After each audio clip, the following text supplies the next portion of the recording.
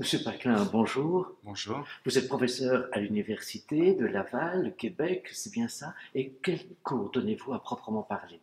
Alors oui, je suis effectivement un professeur titulaire d'une chaire de leadership en pédagogie de l'enseignement supérieur et je donne un cours sur la planification au collégial. Pour le dire autrement, c'est comment, je veux dire, scénariser des activités pédagogiques au niveau collégial au Québec.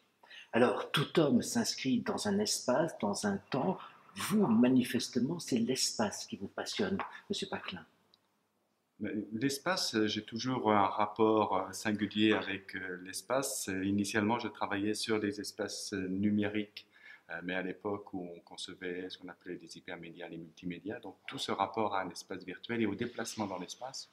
Et depuis plusieurs années déjà, j'ai orienté une partie de mes travaux sur la compréhension du rapport des étudiants et des enseignants à l'espace, et pour essayer de comprendre comment l'espace, que ce soit les laboratoires, que ce soit les amphithéâtres, peut contribuer ou non à la qualité de l'enseignement et de l'apprentissage, dans une perspective qui est très marquée par la notion de plaisir d'enseigner et d'apprendre et de bien-être pédagogique. Justement, on a parlé d'espace au singulier, mais finalement, c'est un espace pluriel parce il y a l'espace physique, il y a l'espace numérique, il y a l'espace où l'on est seul, il y a l'espace en diade, en groupe également. Je dirais même qu'il y a l'espace usine, il y a l'espace bois quand on fait une classe de forêt, il y a l'espace, pourquoi pas, église quand on part à la découverte, par exemple, d'une église. Donc, manifestement, ces lieux sont multiples, divers, diversifiés. En effet, ces lieux sont diversifiés et au-delà de l'espace, moi ce qui m'importe de considérer, c'est en quoi les espaces font territoire.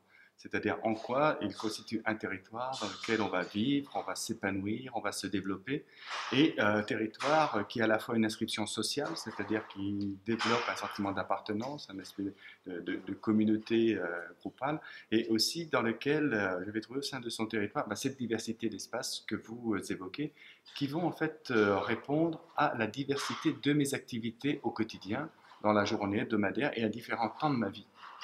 Et de considérer l'espace comme étant quelque chose qui me construit. C'est ça.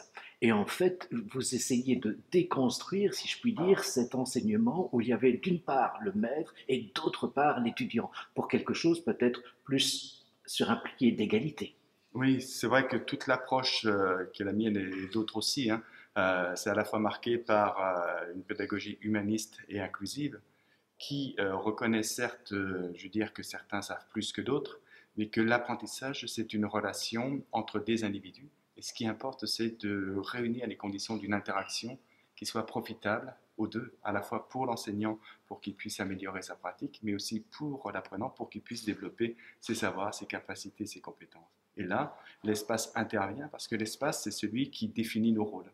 Entre, je veux dire, si je suis assis dans un amphithéâtre, c'est que je suis là pour écouter, un jour rendre compte dans le cadre d'une évaluation, et si je suis sur la scène, c'est je suis l'enseignant, celui qui sait, qui transmet. Aujourd'hui, c'est permettre à tout à chacun de retrouver d'autres postures et de jouer un rôle plus actif et plus partagé dans l'acte d'enseignement et d'apprentissage. Si j'ai bien compris la conférence à laquelle je viens d'assister, j'ai l'impression que être dans l'espace, c'est donner du sens à l'espace. Est-ce un peu ça, Monsieur Paclin? Je trouve que vous avez été très attentif et c'est une belle reformulation, je n'aurais pas fait mieux. C'est vraiment cette question de sens, de signification. Peut-être aussi parce qu'il me semble que dans notre époque contemporaine, la question du sens est peut-être à remettre de l'avant, du pourquoi je fais les choses, mais aussi dans quelle direction dois-je aller pour retrouver ce sens. Considérant que quand je fais un déplacement, oui, je fais un chemin, mais comme disent plusieurs auteurs, c'est aussi ce chemin qui m'invente. Donc comment aussi l'espace est là pour m'inventer en tant qu'individu, en tant qu'apprenant, mais pas uniquement en tant qu'étudiant, mais en tant qu'un être complet. Vous accordez aussi beaucoup d'importance à la beauté, à l'esthétisme. Et justement, vous êtes posé là devant une fresque. Ça vous parle aussi?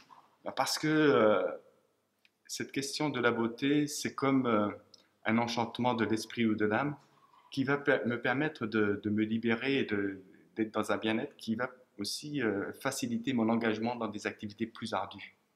Déjà, apprendre qui est complexe à différents niveaux, il y a une remise en cause, il y a un effort et tout. Et donc, je trouve que ce serait un petit peu dommage que l'espace et que certains nombres de dimensions viennent de renforcer ces effets de douleur.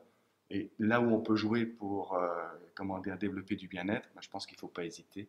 et réunir les conditions de ce bien vivre ensemble et de considérer que même si apprendre c'est un effort, c'est toujours un effort, comme enseigner, ça peut se faire dans de bonnes conditions. Certains vous diront peut-être, mais ça coûte tout ça. Ça coûte des chaises à roulettes, ça coûte des tableaux numériques, ça Bien coûte sûr, la beauté. ben, la beauté, là bon déjà la beauté peut coûter, mais aussi ça peut être des choses très très simples. Je veux dire, les chaises à roulettes, c'est peut-être pas déjà les questions qu'on peut se poser d'un point de vue trivial, ou est-ce qu'il en faut 4 ou 2, déjà ça fait diminuer le coût. Ça c'est très, je veux dire, symptomatique et puis peut-être réducteur, mais on peut avoir aussi des configurations qui sont beaucoup plus simples. Je veux dire, il suffit parfois de jouer sur une couleur qui va apaiser.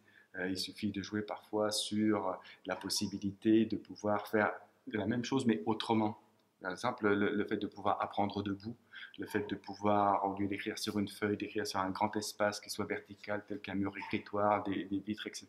Ce sont tous ces éléments-là aussi qui vont donner de la beauté à l'acte d'enseigner et d'apprendre. Vous avez parlé d'enseignement inclusif, ça veut dire inclusion de la personne à mobilité réduite. Vous en tenez compte également? Oui, c'est à la fois l'inclusion de ce type de situation, de personnes dans ce type de situation dite de handicap moteur, mais également de toutes les autres formes d'inclusion, parce que l'inclusion, ça peut être aussi nécessaire pour des personnes bon, qui ont des troubles d'attention, pour des personnes qui souffrent de dyspraxie, de dyslexie, mais aussi une inclusion qui peut être nécessaire pour des personnes qui sont face à des inégalités sociales par rapport à l'éducation. Pas questions de milieu d'origine, etc., de parcours académique. Et je pense que l'un des rôles de l'éducation, au sens large, c'est de revenir, je veux dire, à un principe d'égalité, en tout cas de réduction d'écart, qui permette à tout à chacun de trouver sa place au moment où il est et de pouvoir poursuivre son chemin. Vous vous considérez parfois aussi comme architecte d'intérieur, M. Paclin?